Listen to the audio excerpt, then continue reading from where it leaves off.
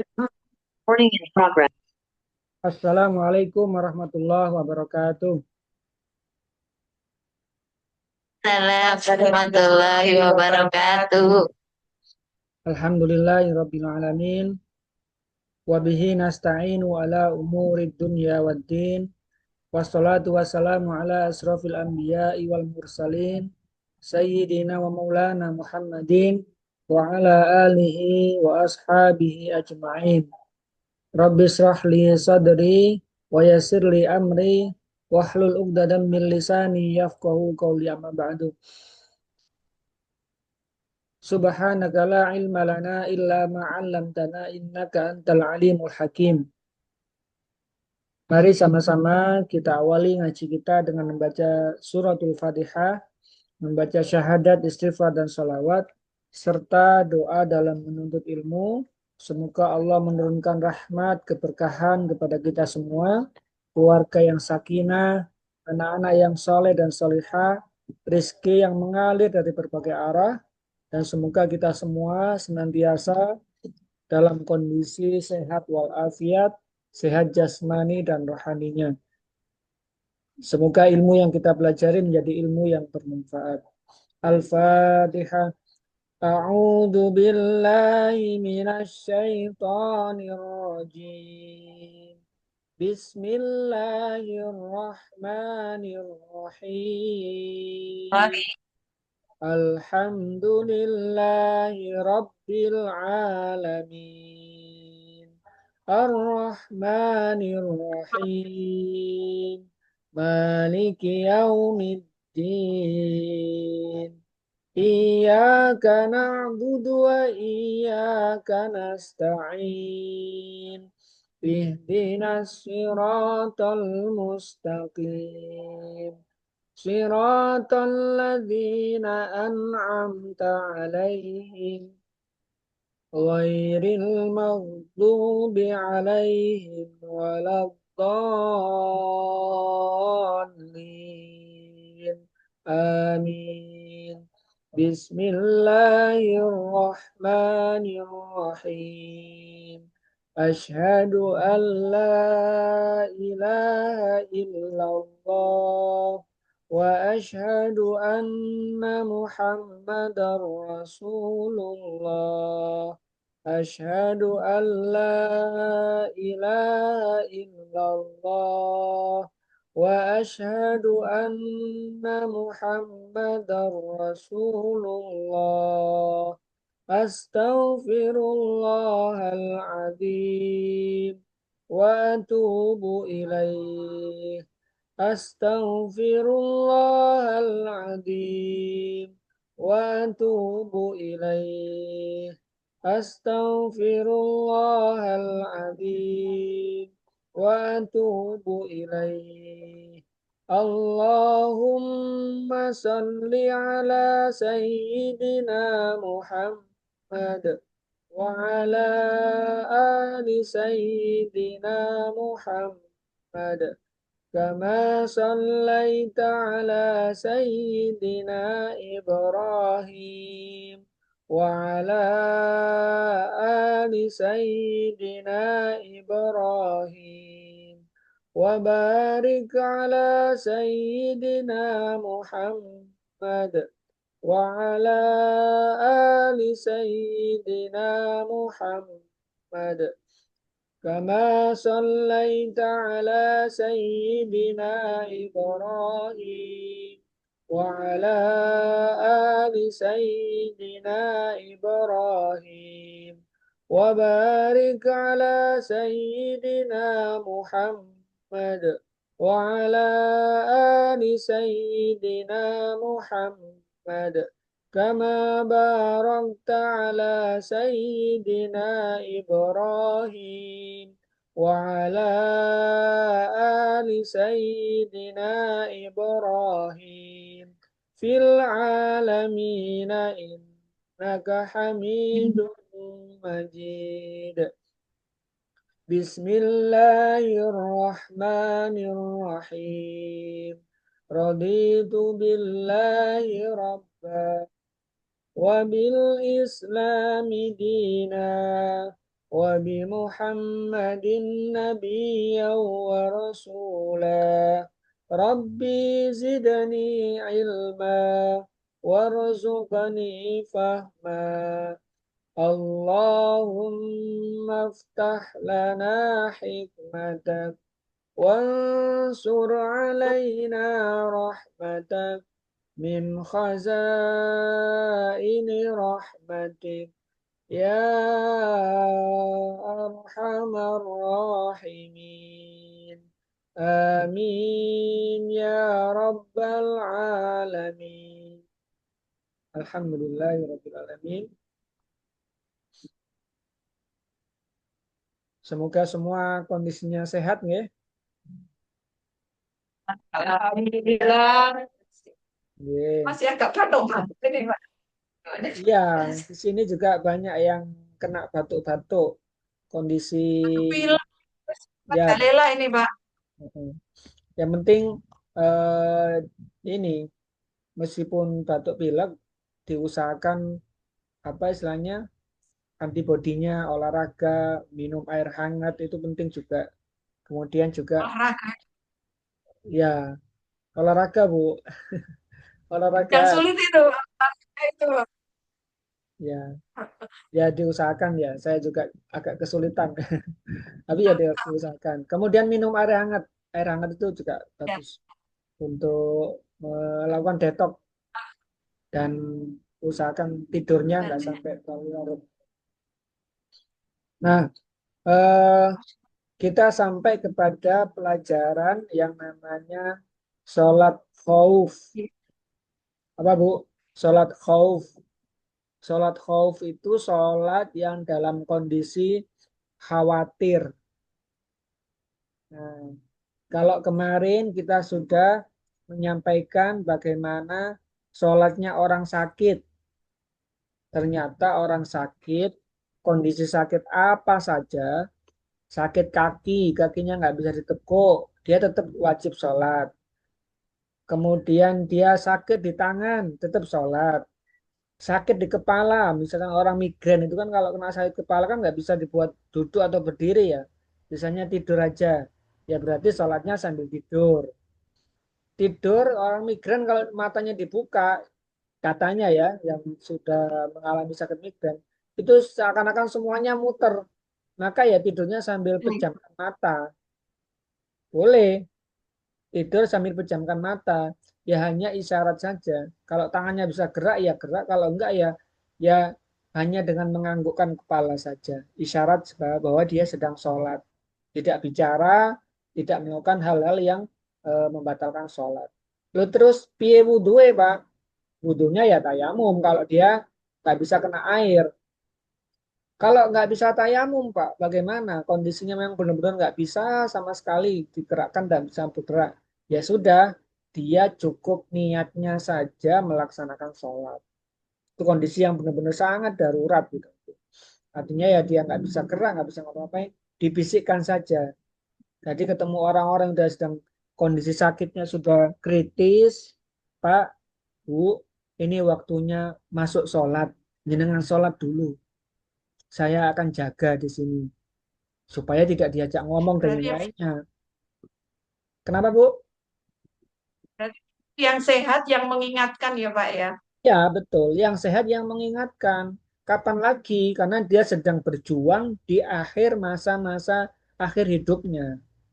Jangan sampai di akhir masa hidupnya malah kita nggak istilahnya nggak ngereken sekedar nunggoi wong loro tok wis tunggoi tak tunggoi bener nunggui orang sakit adalah kewajibannya menjaga satu yang paling utama yang fardu ya mengingatkan dia waktunya sholat itu paling utama yang kedua memastikan dia bisa sholat karena ada orang yang sakit dikasih tahu Pak Bu waktunya sholat deh tapi dia nggak sholat karena yang menjaga cuma mengingatkan saja. Tugasnya mengingatkan dan memastikan pasien yang sakit itu sholat. Artinya memastikan itu memastikan dari takbir sampai salam. Kalau dia nggak bisa apa, nah di situ diajari. saya nggak bisa berdiri, ya udah sambil duduk aja di kursi roda. Nggak kuat saya di kursi roda, ya udah sambil berbaring. Nggak bisa sambil berbaring, ya sudah sambil gerakan tangan. Nggak bisa lagi dengan, ya udah dengan gerakan eh, isyarat mata. Nggak bisa lagi, ya udah dengan pejamkan mata, saya jaga jenengan sholat. Yang penting nanti kalau ada yang datang, saya akan jaga jenengan supaya nggak diajak ngomong. Itu kewajibannya orang yang menjaga orang yang sakit. Nah, yang lainnya, yang kedua adalah yang pokok ya, adalah ketika dia eh, bukan bantuan ketika misalkan mau makan, mau minum, kemudian mau buang air kecil dan seterusnya dengan kondisi yang berbeda-beda ya. Kalau yang buang air kecilnya, pipisnya udah pakai kateter kan nggak harus kita bingung ya. Tapi kan memastikan bahwa oh kantong kateternya penuh, oh infusnya habis, oh ini dia. Nah itu yang kewajibannya orang yang menjaga. Jadi tidak sekedar nunggoi saja gitu. Apalagi kalau misalkan si pasien sudah dalam kondisi yang sangat kritis, sudah mau nazak, mau meninggal, maka disitulah perjuangan penjaganya ini harus benar-benar paham untuk melakukan talqin kepada yang sedang syakaratul maut. Apa talqinnya? Pak, Bu, ikuti saya. Baca La ilaha illallah. La ilaha illallah. Kalau dia sudah bisa membaca, sudah bisa menirukan, maka berhenti, jangan diajak ngomong lagi. Kalau dia sudah bisa membaca La ilaha illallah, maka sudah jangan diajak ngomong lagi. Karena kalau dia ngomong lagi, maka bacaannya tadi dianggap batal. Karena apa? Kata yang terakhir dia ucapkan, yaitu yang omongan terakhirnya. Karena dalam hadis, siapa yang bisa membaca la ilaha illallah di akhir masa hidupnya, maka dia masuk surga. Tapi kalau dia mari maca la ilaha illallah, ono putune teko, bakung, bakung. Eh, kemudian itu habis itu meninggal. Nah, itu yang nanti yang teringat adalah kalimat terakhirnya itu yang itu tadi. Maka penjaganya ini benar-benar memastikan ketika dalam kondisi dia masih bisa sholat, untuk memastikan dia bisa sholat dengan semua aneka ragam variasi yang dimampu oleh si pasien. Yang kedua, ketika dia sudah kondisi kritis, maka memastikan yang jaga ini adalah mentalkinnya, membisikkan di telinganya supaya dia bisa membaca. Pak, kalau bacaannya itu nggak jelas, dia cuman gitu. Nggak apa-apa. Yang penting kita membisikkannya betul. La ilaha illallah. Udah nggak apa-apa gitu. Udah jangan diajak ngomong lagi. Gitu. Kemudian kita bisa membacakan kalimat-kalimat thayyibah, baca Al-Quran di sampingnya dan seterusnya. Itu kondisi-kondisi yang dalam kondisi orang yang sakit dalam kondisi kritis ya parah. Nah, itu kondisi yang normal ya, kondisi yang dialami oleh manusia, semua kita akan mengalami sakit itu. Dan pastikan mewanti-wanti pada anak-anak kita, nak, le, mbak, dek, apa ya bangunannya, sesuk, nek misalnya ibu sakit, ibu loro, bapak loro, iki yang kamu lakoni ya, ini yang kamu lakukan ya, itu penting untuk disampaikan. Jangan sampai kemudian dia sibuk, sibuknya apa? Memfoto, membuat status, atau mungkin yang lain-lainnya yang tidak pokok urgent. Ya nanti akan memberitahukan kalau misalkan orang tua sudah meninggal dan sebagainya, ya baru memberitahukan. Tapi di masa-masa kritis itulah si pasien atau yang sakit tadi dijaga betul. Karena di situ perjuangan dia terakhir. Perjuangan dia bisa husnul khotimah atau su'ul khotimah. Kalau husnul khotimah, akhirnya dalam kondisi baik, berarti dia berhasil. Seluruh ibadahnya, masa hidupnya, diakhiri di masa akhir itu. Dan di situ juga, para setan itu juga berjuang luar biasa mati-matian supaya dia tidak menerima kalimat tauhid, supaya dia mengikuti para setan untuk menjadi teman di neraka. Dan setannya ini datang dengan rupa para leluhurnya dia, ibunya, ayahnya, kakeknya, suaminya. Kalau misalnya dia tinggal terakhir, suaminya udah meninggal dulu, dia datang dan dia menipu dengan cara, misalkan anaknya yang masih hidup, orang tuanya akan datang, nak, ini bapakmu sudah berada di surga, maka ikutilah bapak. Kamu cukup menganggukkan kepala, maka kamu akan masuk surga. Nah, ketika anaknya mengangguk, maka dia sudah mengikuti tipu dayanya setan tersebut. Bayangkan ya, perjuangannya. Iki loh bapakku sampai surga. Padahal itu setan yang menyerupai. Nah, ketika kita tidak mendampinginya, maka disitulah setannya yang mengalahkan si orang tersebut. Dia merasa bahwa ayahnya yang menyerupai itu yang menjadikan dia masuk surga. Padahal yang menjadikan dia masuk surga bukan dia, Allah kan itu. Nah, dia diserupakan hal yang sangat tipis. Loh, bapakku loh, ibuku loh, wes masuk surga duluan katanya dia. Aku tinggal ngangguk tak masuk surga. Kan berarti yang dia yakini menganggukkan kepala, mengikuti ayah ibunya masuk surga. Padahal yang harusnya diyakini adalah la ilaha illallah. Nah, itu perjuangan yang luar biasa ya, seorang anak mendampingi orang tua. Nah, sekarang kita kepada bab pelajaran sholat khauf. Sholat khauf itu sholat apa? Sholat yang dalam kondisi khawatir, atau disebut juga sholat yang dalam kondisi perang. Perang, tahu perang ya Bu ya? Perang itu berarti kalau kita tidak menyerang atau menghindar, maka kita akan dibunuh oleh musuh. Dan musuh menyerang kita. Atau kita dalam kondisi menyerang musuh. Ini kondisi gimana kalau misalnya dalam kondisi kayak gitu? Kalau tadi dalam kondisi sakit, tetap wajib sholat. Nah, bagaimana para tentara yang sedang berperang? Waktunya perang, ternyata adzan duhur. Sampai ternyata perangnya sampai maghrib, sampai isya. Lebih ya sholat duhur, asar, maghribnya. Nah, ternyata sebegitu lengkapnya Islam mengatur, ada sholat namanya sholat khauf, sholat perang atau sholat di medan perang. Bagaimana masru'iyahnya atau ketentuannya? Rasulullah Shallallahu Alaihi Wasallam bersabda seperti ini. Saya bacakan hadisnya. Bismillahirrahmanirrahim. Oh, ini bukan hadis, ini Al-Quran. Wa idza kunta fihim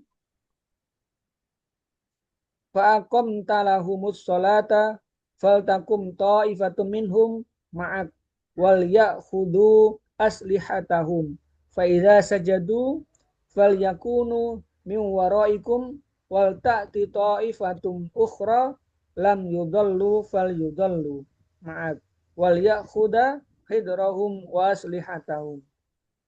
Dalam Al-Quran surat An-Nisa surat yang keempat ayat 102, Allah memberikan petunjuk seperti ini. Dan apabila kamu berada di tengah-tengah mereka, sahabatmu, lalu kamu hendak mendirikan sholat bersama-sama mereka, maka hendaklah segolongan dari mereka berdiri atau sholat besertamu dan menyandang senjata. Kemudian apabila mereka yang sholat bersenjata itu sujud, telah menyempurnakan serekaat atau satu rekaat, maka hendaklah mereka pindah dari belakangmu untuk menghadapi musuh. Dan hendaklah datang segolongan yang kedua yang belum bersembayang, lalu bersembayanglah mereka denganmu. Dan hendaklah mereka bersiap siaga dan menyandang senjata.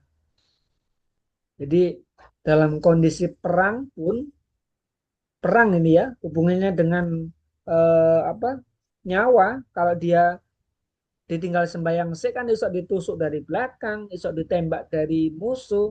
Ini dalam kondisi perang, artinya nyawanya adalah taruhannya. Dia mempertahankan diri dalam kondisi perang, atau dia memenuhi panggilan Allah berupa sholat. Nah, sholatnya ini ada tata caranya bagi orang-orang yang sedang dalam medan perang. Tata caranya seperti apa? Sholat khauf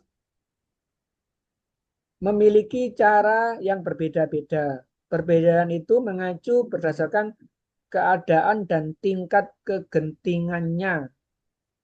Misalkan orang yang dalam pepergian jauh yang kondisinya sangat mengkhawatirkan bagaimana nanti kita jelaskan ya. Adapun cara yang paling masyhur apabila peperangan dilakukan ketika sedang bepergian yaitu mengatur pasukan membagi dua kelompok. Jadi kalau perang ada pasukan itu dibagi dua dulu. Satu kelompok menghadap ke arah musuh dan yang satu kelompok lagi berdiri di belakang imam. Lalu imam sholat satu rakaat bersama kelompok itu. Setelah itu imam tetap berdiri dan kelompok tadi berdiri dan menyempurnakan satu rakaat lalu kemudian salam. Lalu pergi dan mengambil posisi kelompok lainnya. Dan kelompok lainnya itu ikut sholat bersama imam satu rakaat. Nanti kita tunjukkan caranya dalam bentuk visual supaya bisa dipahami. Setelah itu imam tetap duduk. Lalu kelompok tadi berdiri dan menyempurnakan satu rakaat lagi. Dan imam mengucapkan salam bersama mereka. Adapun dalil tentang cara ini yaitu hadis Sahal bin Abu Hasama yang menyebutkan bahwasanya Rasulullah SAW menyampaikan ada satu kelompok yang ikut baris bersama Nabi dan satu kelompok lagi menghadap ke arah musuh. Lalu beliau sholat satu rakaat bersama kelompok yang ikut baris bersama beliau. Kemudian setelah itu beliau tetap berdiri, lalu kelompok tadi menyempurnakan sholatnya sendiri. Kemudian pergi menghadap ke arah musuh. Lalu datang kelompok lain dan beliau sholat bersama mereka satu rakaat yang tersisa padanya. Kemudian setelah itu beliau tetap duduk dan kelompok itu menyempurnakan sholatnya sendiri. Kemudian beliau salam bersama mereka. Jadi dibagi dua kelompok. Kelompok yang satu sholat bersama imam sampai selesai satu rakaat. Setelah satu rakaat, nah kelompok yang baris di belakang imam tadi diam menjadi penjaga. Jadi dua baris, satu imam. Nah yang baris di belakang ini dia yang mengawasi sekitar.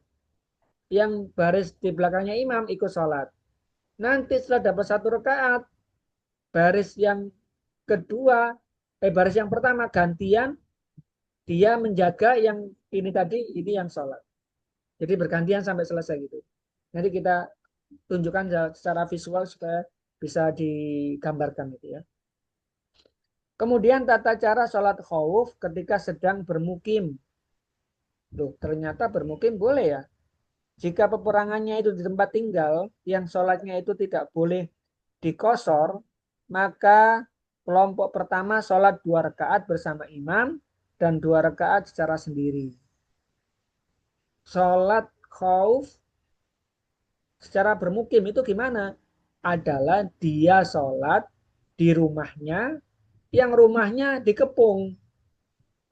Kan bisa jadi dalam peperangan itu kan orang pergi berangkat menuju berperang di tempat yang dia bukan tempat dia tinggal, atau dia berperang dalam kondisi dia berada di rumahnya, dikepung oleh musuhnya. Itu juga sama. Dia sedang dalam kondisi berperang. Nah, ketika dalam sholat yang keluar dari rumah tadi, kita kemarin sudah belajar sholat jamak dan kosor ya. Jadi nanti yang misalkan dia memenuhi syarat untuk bisa melaksanakan jamak ya bisa dijamak, bisa dikosor. Jadi sholat duhur asar 2 rakaat di waktu duhur atau di waktu asar tergantung dari kondisi perjalanan ketika berperang tadi atau dalam kondisi kegentingan yang lebih mana. Kalau misalkan sebelum duhur sampai asar itu gentingnya di awal, peperangannya lagi berkecamuk di awal, maka sholatnya di jamak takhir. Tapi di awal sudah niat. Ini yang penting. Dengan saya kemarin dari Jakarta ikut silaturahim Tilawati Nasional, itu dalam perjalanan di bis sudah masuk waktu duhur, kayaknya belum nemu rest area, ya udah diniati untuk nanti sholat duhurnya jamak kosor dengan asar. Jadi di waktu duhurnya udah berniat dulu, tidak kemudian pas sholat asar lalu baru niat. Kalau katakanlah niat sholat di jamak takdim, ya sama, niat di awal, nanti sholat asarnya dilaksanakan di awal. Jadi niatnya ini penting di awal.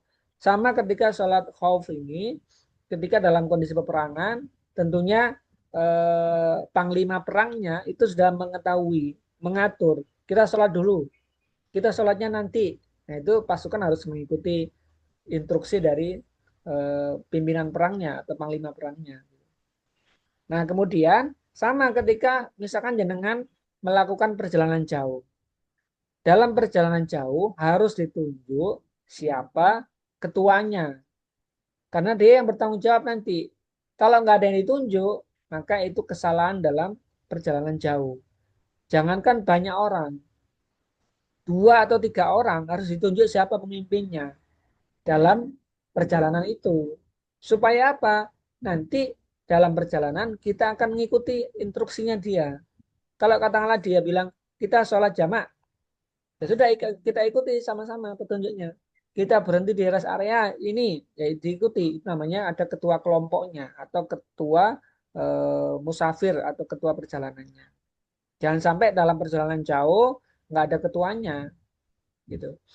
Kemudian kalau sholatnya itu 2 rakaat, bisa 4 rakaat bisa dikosor. Kalau misalnya dia tidak memenuhi kosor, maka sholatnya menjadi 2 gantian. 2 rakaat, yang belakang menjaga, yang depan sholat 2 rakaat. Habis itu gantian yang depan jadi sholat 2 rakaat, yang belakang sholat. Nah kemudian apabila tidak memungkinkan untuk membagi pasukan tentara karena dahsyatnya peperangan, nggak bisa dibagi ini karena semua lagi perang gitu ya, maka ada lagi ketentuannya.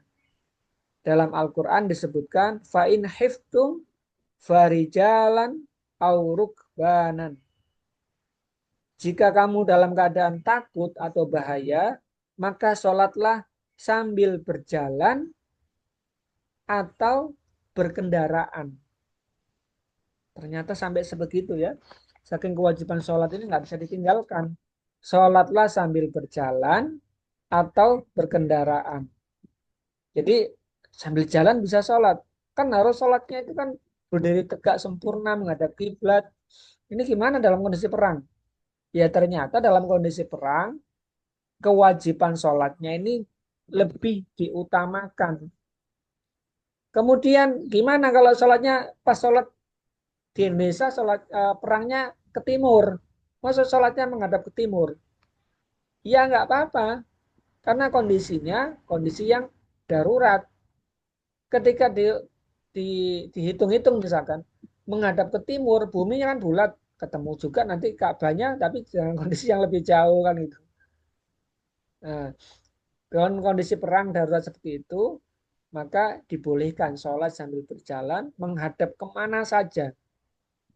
Ya sama kayak kemudian jenengan naik kapal, nggak tahu arah, nggak ada kompas, nggak bawa HP, mataharinya ketutup ketutup mendung, nggak tahu matahari dari mana, tapi kayaknya udah waktunya sholat, ya sholat menghadap kemana aja. Kalau kapalnya menghadap ke utara ya menghadap ke utara. Masa kapalnya diputar dulu kan enggak ya? Ya tetap aja kita ikuti sama kayak naik bis kan juga gitu. Naik bis posisi dari Jakarta ke Surabaya. Iya, naik kereta pun demikian. Keretanya dari Jakarta ke Surabaya. Ini kok keretanya ngadep ke timur. Aku masuk sholat ngadep ke timur. Tak balik aja. Ya enggak juga. Tetap aja mengikuti arah kendaraan gitu. Pak Pak Mas ini berhenti dulu, berhenti dulu. Keretanya balik ngadep ke barat dulu nggak mungkin. Yang bisa adalah kita tetap sholat, tapi niatnya tetap menghadap kiblat. Niatnya tetap Allah tetap mengetahui itu dan Allah memahami kondisi yang dialami oleh hambanya. Dalam peperangan pun demikian. Ketika dalam kondisi perang, namanya sholat khauf, itu bahkan disebutkan, yang menyebutkan ini bukan hadis, tapi langsung Al-Quran. Fa'in khiftum farijalan au rukbanan. Jika kamu dalam kondisi takut, dalam kondisi bahaya, dalam kondisi genting, atau dalam kondisi perang, dalam kondisi yang darurat seperti tadi kendaraan, maka sholatlah sambil berjalan atau berkendara. Bapak, sabdanya Rasulullah menyampaikan demikian. Jika mereka lebih dari itu, maka hendaklah mereka mengerjakan sholat dengan berdiri dan sambil mengendarai kendaraan. Maksudnya lebih dari itu adalah apabila ketakutan mereka itu lebih banyak dan peperangan sedang berkobar serta mereka telah bercampur dengan musuh. Jadi kadung perang ini kan gambarannya perang di zaman dulu ya. Perang di zaman dulu itu ya musuh ketemu orang. Kalau sekarang kan tidak seperti itu. Orang Israel yang ngirim bom dia di Israel, yang dikirimi nggak tahu orangnya siapa, pokoknya diserang aja kirim bom. Nah itu namanya perang yang istilahnya tidak seperti yang disebutkan dalam ini, tapi sebenarnya ketika dikiaskan kondisi perang seperti itu sama, musuhnya adalah musuh yang sifatnya bukan personal lagi, tapi musuh yang dalam bentuk sifat musuh dalam bentuk yang menyerang, entah itu dalam bentuk bom, tembakan, dan seterusnya, itulah musuhnya. Maka ketika dalam kondisi berkecamuk seperti itu, sholatnya udah waktunya duhur nih, malah duhurnya mau habis, sampai asarnya udah mau habis, ya sholat sambil perang, sholat sambil jalan, sholat sambil lari, menghadap kemana, niatnya adalah ya Allah saya sholat. Gerakannya gimana? Ya sebisa mungkin. Bisa sujud ya sujud, nggak bisa sujud ya sambil berdiri, dia dalam isyarat yang saya sholat. Allah Akbar, Allah Akbar. Ya, itulah kewajiban Islam itu sangat lekat dengan kewajiban sholat. Artinya sholat dalam kondisi aku nggak bisa ditinggalkan. Sampai-sampai kemudian meninggalkan, ya dia akan disolati. Maka anak-anak kita dalam kondisi apapun, nak sholatnya, nak. Sholatnya nomor satu jangan ditinggal. Sholatnya nak, masih oke kemah, masih oke camping, masih mendaki gunung, mau kemana, nak sholatnya, pesankan. Dan orang tuanya berdoa, Rabbi ja'alni, ya Allah jadikanlah diriku, muqimas sholat, senantiasa menjaga sholat. Wa min dzurriyyati, dan jadikanlah anak-anak keturunanku, Rabbana wa taqabbal doa. Ya Allah, Engkau lah yang maha mengabulkan semua doa-doa. Ya Allah, jadikanlah diriku dan anak keturunanku senantiasa menjaga sholat. Ini doa orang tua yang harus senantiasa disampaikan kepada Allah untuk diri kita dan anak-anak kita. Karena nanti dalam kondisi-kondisi yang eh, tipu dayanya setan, tipu dayanya apalagi misalkan nanti Dajjal, itu luar biasa. Luar biasanya apa? Misalkan misalkan ya contoh ya, sederhana ini. Ada bantuan sembako, jamnya jam duhur. Kalau aku nggak segera datang, aku kehabisan nggak dapat. Dia ikut antri dari sebelum duhur sampai asarnya mau habis misalkan. Nah di situ itu bentuk-bentuk perjuangan kita. Kita lebih mendahulukan sholatnya, ataukah kita lebih mendahulukan sembakonya. Loh gimana caranya supaya ya dapat sembako ya bisa sholat. Ya pas berangkat bawa sajadah, bawa mukena misalkan. Aku lagi ngantri, ya sederhana ya. Tapi ini sesuatu yang sifatnya kayaknya ekstrim. Iki sandalku elok antri. Ngene awake maju sandalku maju no misalkan. Aku tak sholat di sebelahnya. Apapun itu yang penting tidak meninggalkan sholat ya. Kan nggak apa ya. Sepatunya yang baris, sandalnya yang baris itu ya. Daripada kepanasan. Kalaupun ada yang nakali, nah itu ya cara yang lain ya. Tapi yang paling penting adalah Jangan sampai gara-gara hal kayak gitu kemudian meninggalkan sholatnya. Ya, itu penting ya. Kemudian dalam sholat khauf, bagaimana kalau kemudian pihak yang sedang mengejar atau lari dari musuh. Jadi pas pas ngejar musuh, musuhnya wis arepe kena, waktu sholatnya mau habis. Iki aku ngejar musuh terus, apa tak tinggal sembayang dhisik gitu. Tinggal sembayang dhisik, musuhnya lari. Atau sebaliknya, dianya sedang dikejar musuh. Lari, belakang ini musuh sangat banyak, waktu sholatnya mau habis, saya harus berhenti sholat. Kalau berhenti pasti ditembak dan mati. Atau saya tetap lari menghindari musuh, tapi sholatnya mau habis. Nah, kemudian Rasulullah dalam hadis dan dalam ayat tadi disebutkan fa in hiftum farijalan au rukbanan. Sholatlah dalam kondisi seperti itu sambil berjalan atau sambil berlari atau sambil berkendaraan. Dan itu Allah yang memberikan petunjuk di Al-Quran surat Al-Baqarah surat kedua ayat 239. Dan itu diperbolehkan. Menghadapnya kemana? Tetap niatnya menghadap kiblat. Kalau katakanlah tidak posisi menghadap kiblat, ya nggak apa-apa. Gitu. Nah, izin saya tunjukkan visual videonya ya supaya bisa dibayangkan kayak opo sih sembayang yang dengan cara khauf itu gitu.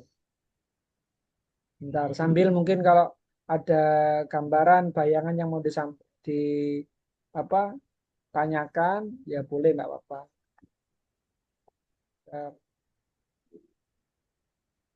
Kita share screen.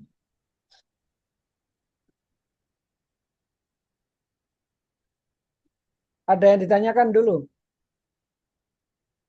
Berarti kalau dalam situasi terpaksa itu wudhu juga nggak perlu ya Pak, cuma niat aja.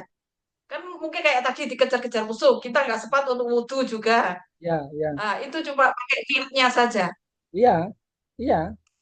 Dalam kondisi itu nggak memungkinkan, ya langsung yang penting adalah niat sholatnya. Ya Allah, saya niat sholat duhur 2 rakaat karena Engkau. Itu Pak, Allahu Akbar. untuk berwudhu. Apa? Sesucinya. Mensucikan itu loh kan kita perlu berwudhu dulu. Tapi Ya, kan kita nggak bisa. Itu ah, hanya pakai niatnya saja Pak. ya. Jadi gini, salah satu eh, 7 sunnah Rasulullah adalah menjaga wudhu. Maka ketika seseorang yang sedang berperang pakai sepatu perang kan tahu ya, sepatu perang itu diwudhui dulu. Nanti ketika Ya. sudah dipasang kaos kaki, sepatu besar gitu, nantinya nggak perlu wudhu lagi, cukup diusap kan kita udah belajar khauf ya, mengusap ya, termasuk pakai kerudung, nggak usah dilepas, tinggal di khauf, diusap saja gitu. Nah, ketika dalam kondisi perang yang tidak memungkinkan wudhu, tidak memungkinkan tayamum dan seterusnya, jangankan untuk eh, apa berwudhu, untuk rukuk dan sujud membaca yang lainnya itu nggak bisa. Maka ya nggak perlu, ya cukup niat saja. Saya niat wudhu bersuci gitu. Dan itu bisa, bahkan sholatnya pun cukup dengan niat saja. Karena dalam kondisi yang sangat penting. Yang penting adalah dia tidak meninggalkan sholat. Tidak terhitung meninggalkan sholat. Gitu. Nah, coba saya tunjukkan eh, video visualnya supaya ada gambaran gitu.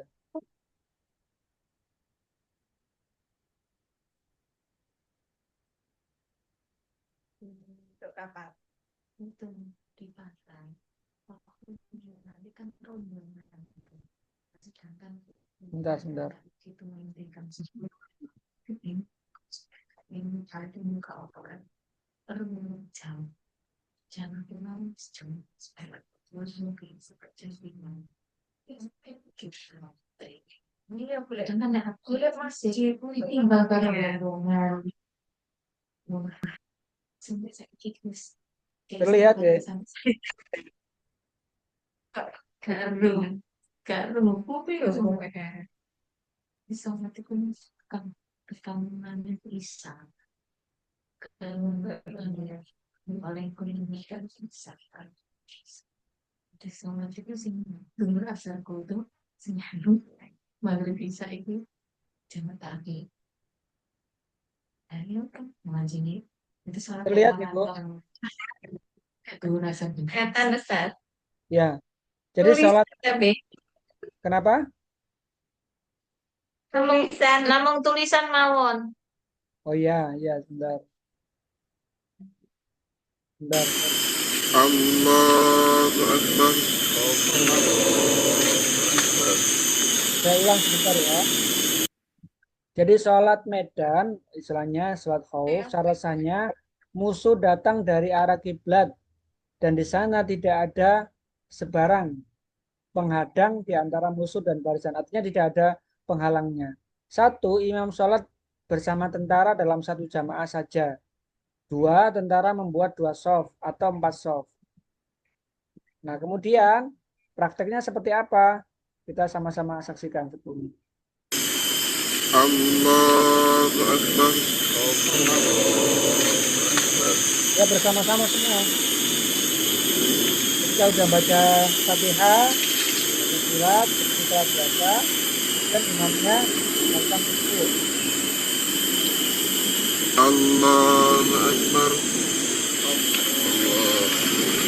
Baris kedua, dia menjaga, mengawasi kanan dan kiri. Kiri sampai kanan dan kiri. Apakah ada musuh yang mau menyerang? Yang baris pertama ikut rukuk dengan imamnya. Sami Allahu liman hamidah. Allahu Akbar.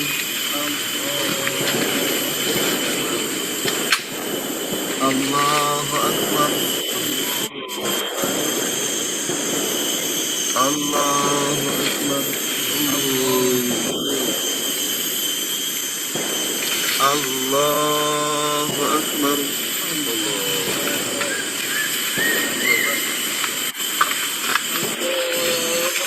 Nah, kemudian yang baris kedua, yang baris kedua dipateni. Yang baris kedua itu melanjutkan. yang pertama menengahi jaga tapi menjaga takdir apa sholat enggak takdir itu bagaimana saya kira pindah dari keburu ayo ngelek ngono darurat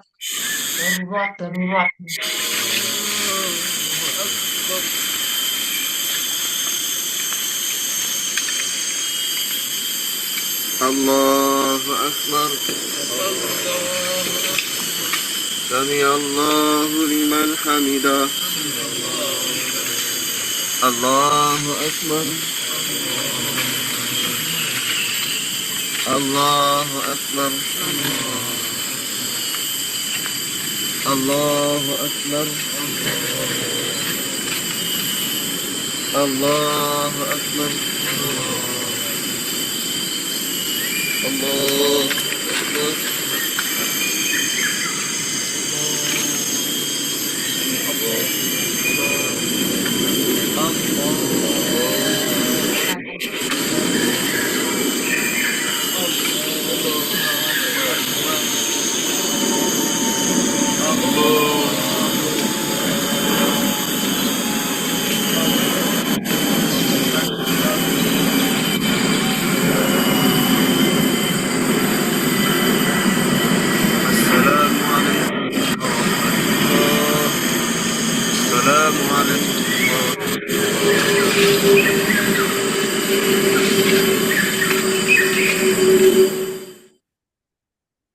Nah,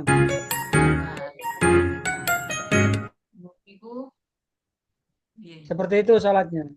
Bisa dibayangkan ya Bu ya kondisinya ya.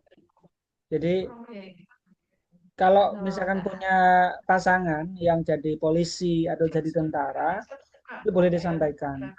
Untuk kemudian dalam kondisi perang di hutan ataupun dimanapun ada sholat namanya sholat khauf. Caranya seperti itu. Kalau misalkan jumlahnya cuma 3 orang, berarti caranya adalah satu menjaga, Yang harus dua siji sholat. minggu. Bergantian seperti tadi. Pasukannya Mencium banyak, Quran ya yang sama. depannya Tetap lagi dibagi jadi rukuk dua lagi. atau 4 baris. Nanti 2 baris sholat, 2 baris ngawasi. Dan seterusnya kayak gitu. Itu namanya sholat khauf. Mungkin dulu kita nggak dapat pelajaran seperti ini karena memang ya Allah Pak kita nggak pernah perang. Tapi suatu saat ketika terjadi itu, kalau kita sudah tahu ilmunya, kita Melawan bisa hawa nafsu. Perangnya paham. sekarang melawan hawa nafsu. Seperti itu tentang sholat khauf. Kalau ada yang mau ditanyakan, monggo.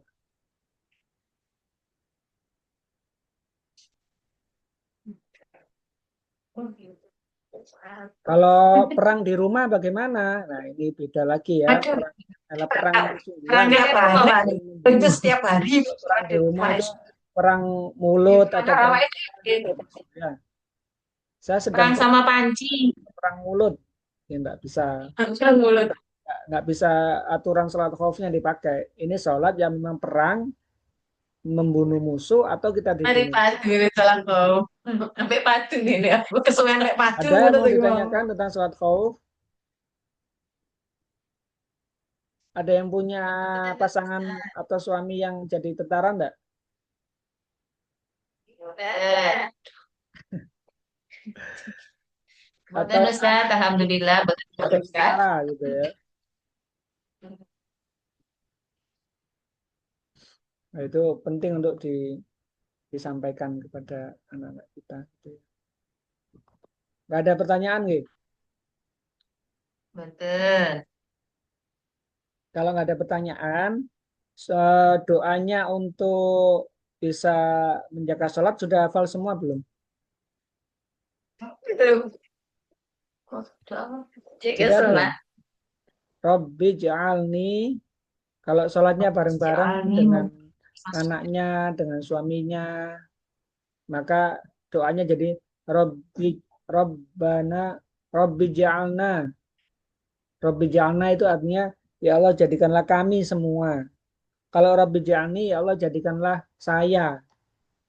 Di Rabbi ja'alna muqimas sholata wa min dzurriyyatina Rabbana wa taqabbal du'a. Terjemahnya atau mungkin maknanya yang itu harus lebih penting untuk kita bisa pahami. Ya Allah, jadikanlah kami semua dan keturunan kami semua senantiasa menjaga sholat. Dan ya Allah, Engkau yang maha mengabulkan doa. Gitu ya. Kalau bisa itu dibaca setiap kali selesai melaksanakan sholat. Karena di waktu mustajabah, salah satunya adalah setelah sholat. Atau dibaca ketika kondisi setelah azan dan iqomah. Atau dibaca setelah melaksanakan sedekah subuh setiap harinya. Jadi setiap harinya kita diberikan Allah waktu-waktu yang mustajabah. Apa itu salah satunya? Setiap hari itu setiap selesai sholat fardu itu waktu mustajabah. Berdoa setelah sholat, jangan langsung pergi, berdoa dulu. Doa yang menjadi hajatnya kita. Sholat duhur doanya misalkan tentang A. Sholat asar doanya tentang B. Sholat maghrib doanya, boleh berganti-ganti. Sholat duhur, asar, maghrib, dan subuh doanya sama. Nggak apa-apa juga. Boleh juga. Yang tidak boleh ditinggalkan adalah kita tidak berdoa sama sekali. Ada doa-doa yang memang harus kita baca setiap saat. Apa? Misalkan doa keselamatan dunia dan akhirat. Rabbana atina fid dunya hasanah. Itu kan pokok yang harus kita minta juga.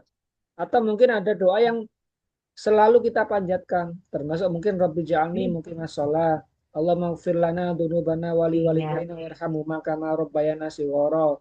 Itu doa-doa yang memang harus disertakan oleh masing-masing kita. Cuma kalau katakanlah punya hajat khusus, ya boleh disampaikan di waktu mustajabah adalah setelah sholat fardu, setelah azan, antara azan dan iqomah, kemudian setelah melaksanakan sedekah subuh.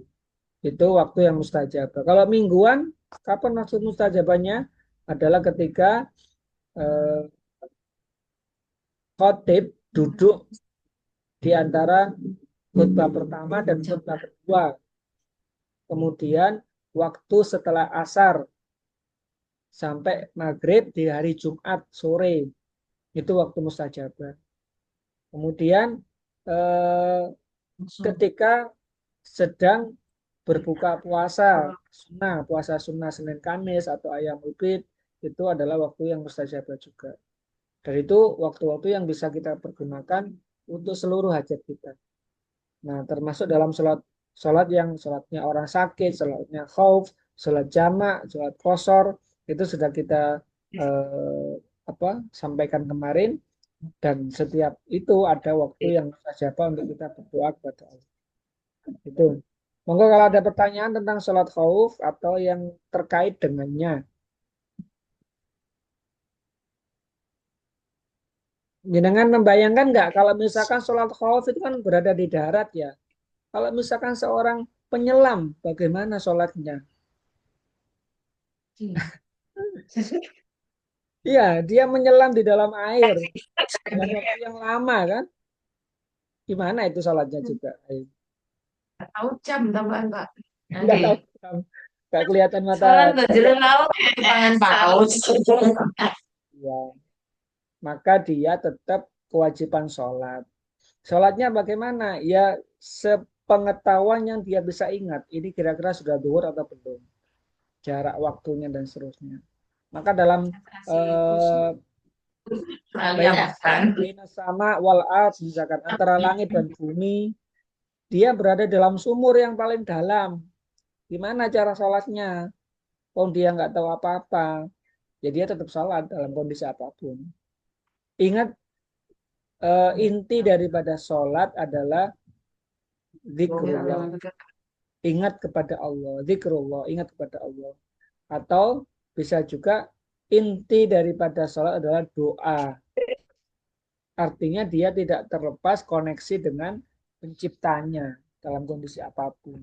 Mau di dasar lautan, mau di atas awan, mau di daratan, dalam kondisi tenang, dalam kondisi perang, dalam kondisi sehat, dalam kondisi sakit, hatinya tetap terkoneksi dengan Tuhannya, dengan Allah, untuk kemudian tidak terlepaskan dan dia berdoa, bertaut dirinya dengan Allah. Itu yang memang intinya.